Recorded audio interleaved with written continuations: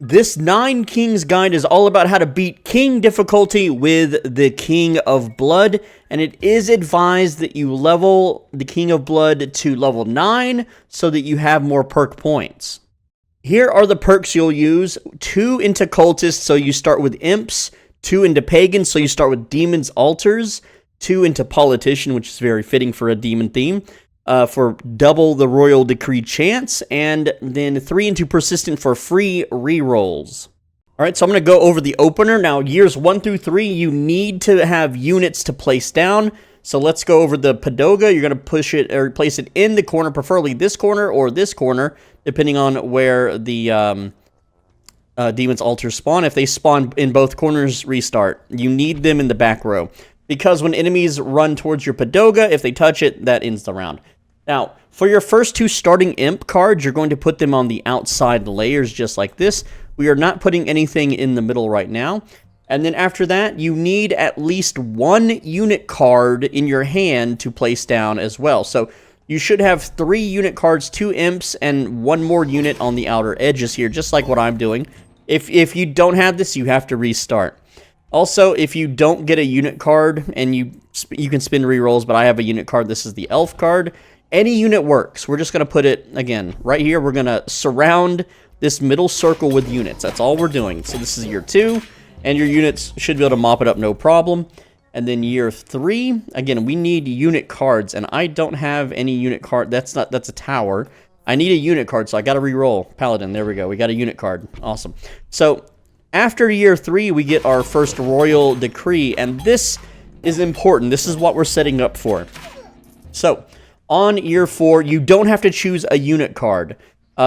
Preferably, you could choose a Padoga to get these out of the way. Once you level this to 3, it'll stop showing up in your hand. But what we want to prioritize are Demon Altars and Cemeteries. And depending if we go hybrid or not, my Siciliums are nice to have. And anything that summons a unit.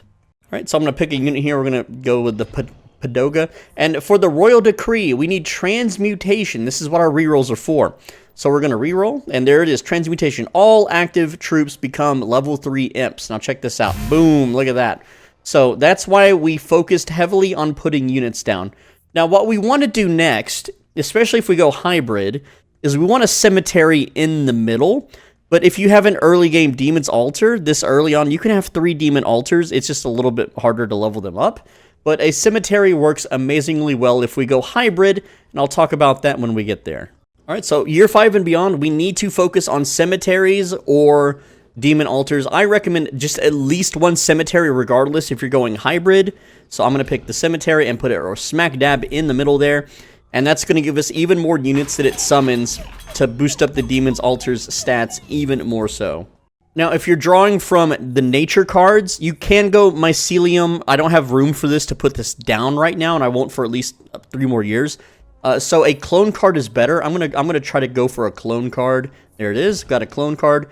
And the blessings, don't worry about blessings. Don't play around blessings. Baby Boom, it's nice, sure, I guess. And hey, we already have units there. Normally it puts it out of bounds, but we want to juice up our Demon's Altars, so we're going to use clone card and just level those up.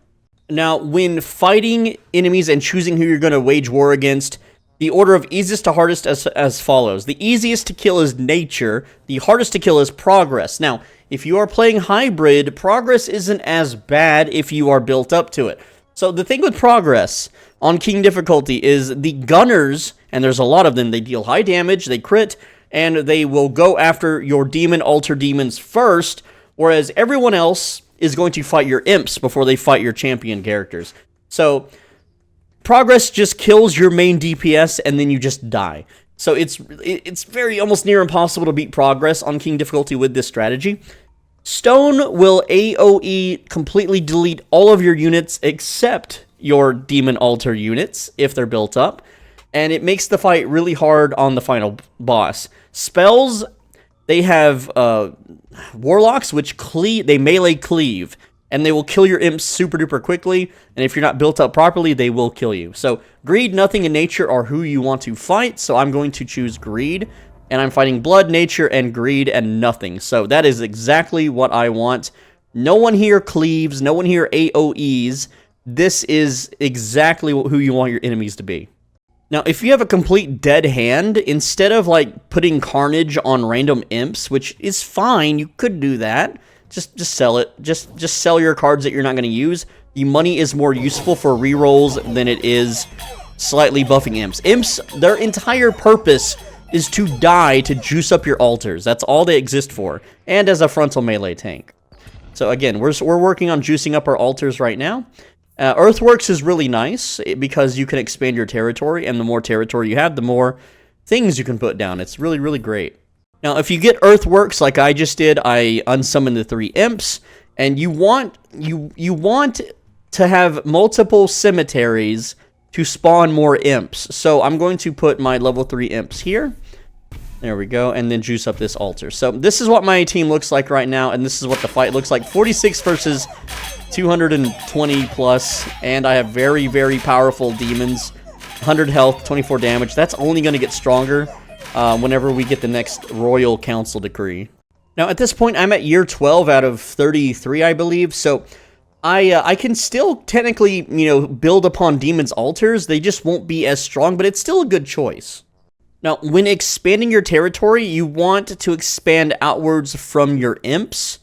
However, if stone is in play, you can always use the earth thingies to do that for you. But in this case, I don't think I'm fighting stone. I just got lucky at the shop, so I'm going to expand here. And we want... these are for graveyards. You want graveyards touching your imps at all times. So I'm going to build the demon altar there, even though, you'd want imps to also feed into a graveyard. It really depends on the Royal Council Decree we get. Alright, so for our second Royal Decree, and I know there's a lot of text on screen, if you go hybrid style, you would pick Warhorns. Now, Warhorns, summons are 50% stronger. The demons from the altar are considered summons, so this boosts their stats by 50%. So if we look at right now, they're at 170 HP, 40 damage, so we can boost that by, 50%, not bad, right? Now, the thing is, it also boosts cemeteries, because those are counted as summons as well. There is another one that focuses on just the demon altars, and that doubles the stats of the altars. So right now, I have 3 altars, so it would be better if I got that. However, it would cost me rerolls, and I'm kind of low on money at the moment. So I'm going to go hybrid and pick Warhorns. So that's my choice. And now, because I am locked in as hybrid, it is more ideal for me to focus on cemeteries, myceliums, though it's a little late in the game for myceliums. Not really too much, but... it's just, it's more ideal that way. I also want to point out, because I'm not fighting stone spells or progress, that a lot of my imps just aren't dying in these fights, and my altars aren't getting as strong as they could be. Also, if you happen to get any over-invest cards, save these until the very end of the game, because if I over-invest right now on my best demon's altar, 15% of 300 is only like plus 45 HP. But if this thing is rocking 3,000 to 4,000 health by the end and I use this, it's way more high value. Now, for this Royal Decree, I got Covenant, which is doubles the stats of all active demon altars. So I could re-roll for more Warhorns, which would be better, but I'm just going to pick this because I want to save my money.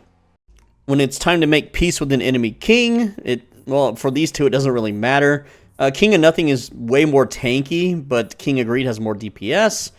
Normally you would choose the hardest one to kill, but in this case, I have all easy enemies, so it doesn't matter what I pick, really. Alright, we have a second Warhorns here for the final Royal Decree of the match. So, yeah, these things are getting pretty juicy. Right now, 3,300 HP on this Demon's Altar, 100% crit chance, almost 800 damage, 92 hits a second. And our graveyard's pretty strong. Well, not nearly as strong, but again, they revive everything that dies around them. So yeah, like whenever one unit in this square dies, it gets revived 3 freaking times. So it triples our units. And right now, I'm just going to keep leveling up graveyard. I've got 2 graveyards to level. This one's touching 2 units, so it's better to go ahead and upgrade that one. But yeah, look at this fight. It's literally over. I have 600 plus units that have been spawned in on my side. It's pretty wild. Alright, another cemetery. That's all we need. More cemeteries. We had the myceliums here dealing 30 damage each. I didn't have them at the start of the game though, so they're not as stacked, but you can see the damage is still respectable. You know, this graveyard did 20k damage. These altars did 20 to 30k. Let's see. I don't want Steel Coat, and I don't really need money anymore, but we'll just pick a random one and then throw it away. Scapegoat? Oh, late game, though. It's too late to take advantage of Scapegoat. I'll just leave, and then we'll just sell the archers. We don't really need them. But yeah, might as well just play this out, because it's literally over. There is nothing the enemy can do. They just don't deal enough damage. They don't have enough units. I mean, I have 400 units still alive, so I'm not even juicing up my altars as much as I could. All right, and that's the final cemetery upgrade. So yeah, we're on our way to year 33 to fight the final, and yeah, we'll see what it is. King of Nothing, super tanky, but he just dies instantly. Steel Coat. At this point, we can go ahead and Steel Coat something. Why not? It doesn't really matter. All right, what do we have? Over investment time. So we have 90 gold. Let's see. Let's invest in this. 4.5k HP. One invest goes into 5.2. Goes into 6,000. 6,000 health. Oh, it's so crazy. All right, so check it out. This again, King of Nothing, a rematch. Again, he's normally super tanky. He AoEs your units, but look at the numbers. He just can't do anything. It's literally over. He can't kill our big super demons. Everything deals way too much damage. Here's the finale. Alright, and to prove it's king difficulty, it's right here. This is the stats. Anyway, I hope you enjoyed. King of Blood is really easy to play, and this strategy you can't lose with it. It's impossible to lose unless you fight King of Progress and you don't go hybrid, because his gunners will just kill your big demons and then you lose. Anyway, that's all I got. Click the video on the right side of your screen. If you do, you won't have as much heartburn that day.